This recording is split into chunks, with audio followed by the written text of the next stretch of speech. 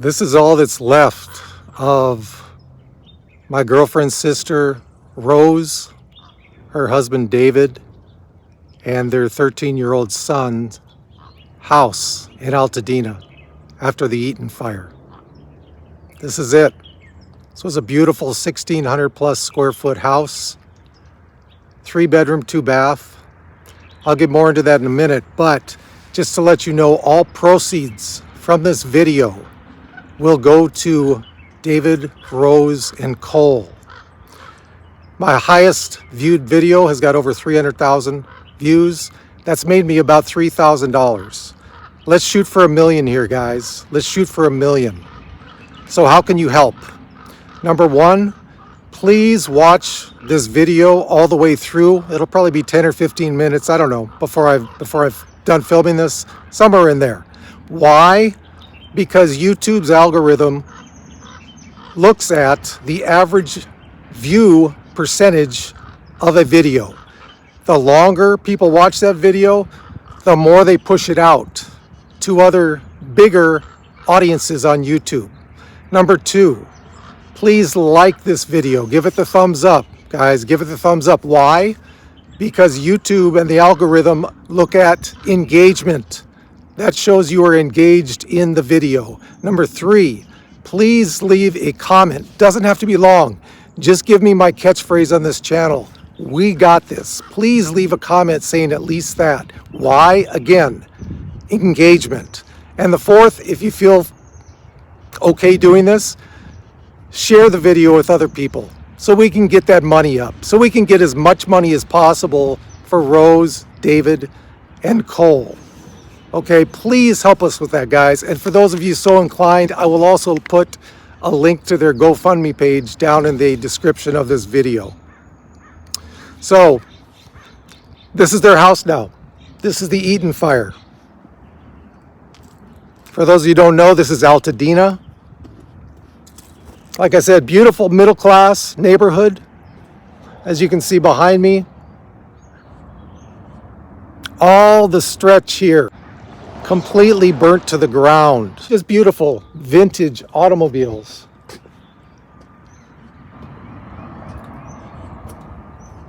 And you can see what the fire has done.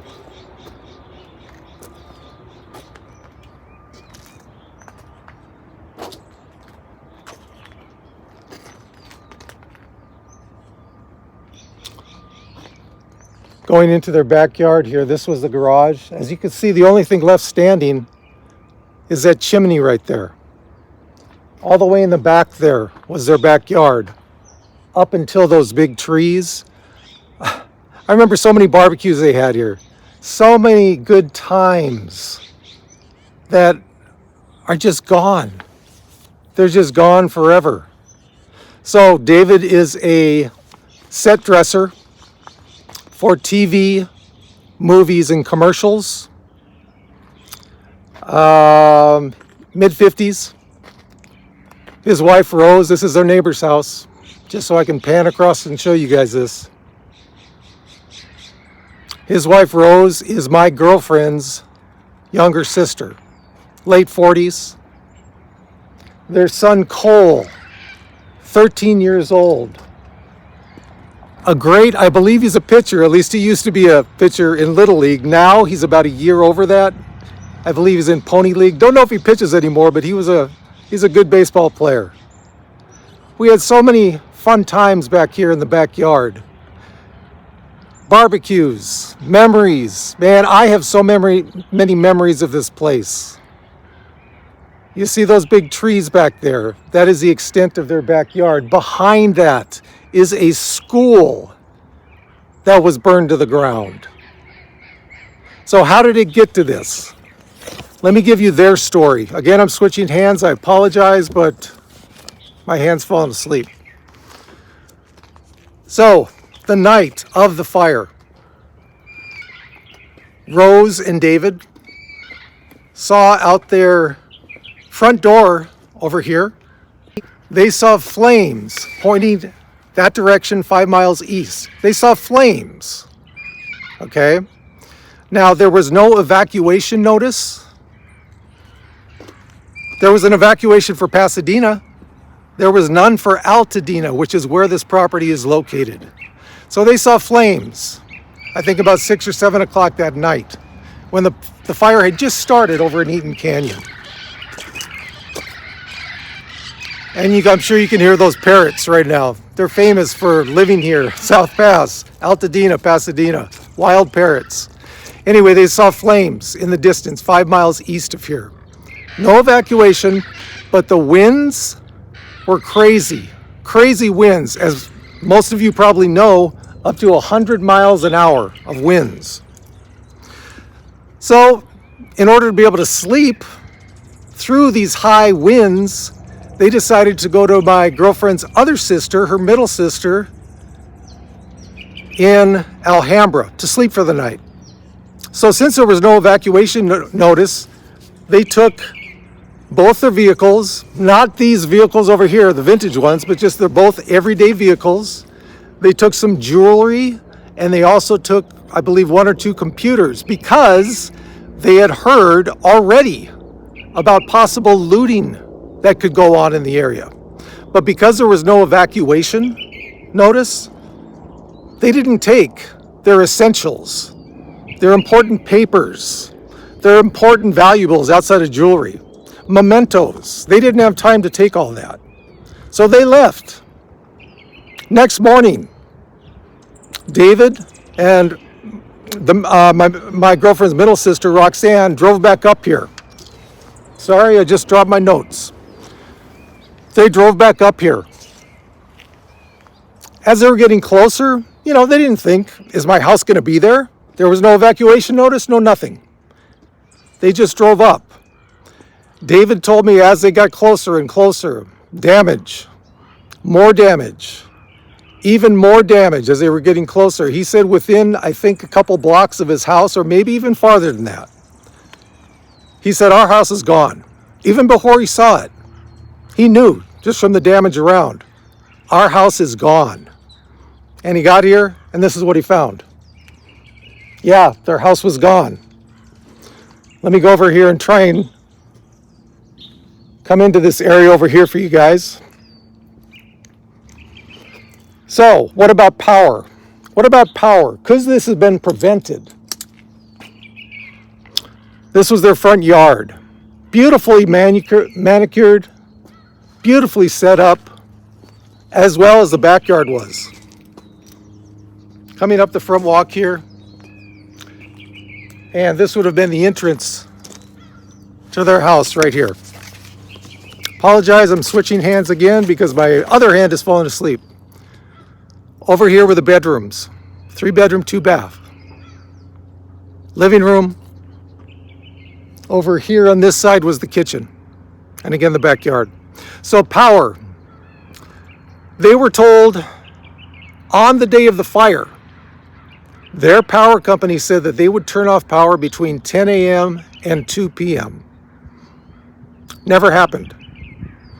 Found out eventually that the power was cut off around 6. By that time, the fire had already started over in Eaton Canyon. Could that have been prevented if the power was turned off between 10 and 2 as it was supposed to be? Also, when they came in the next day, the next couple days, they noticed that their fire hydrants had not been touched. They hadn't been opened. Now, there are a couple reasons for that. Possibly. I'm just putting them out there possibly, because this is what I've heard over the last month. Number one, this was an unprecedented event. So manpower, they were spread to the Palisades fire. They were spread to the origin of the Eaton fire where it first started 5 miles east of here.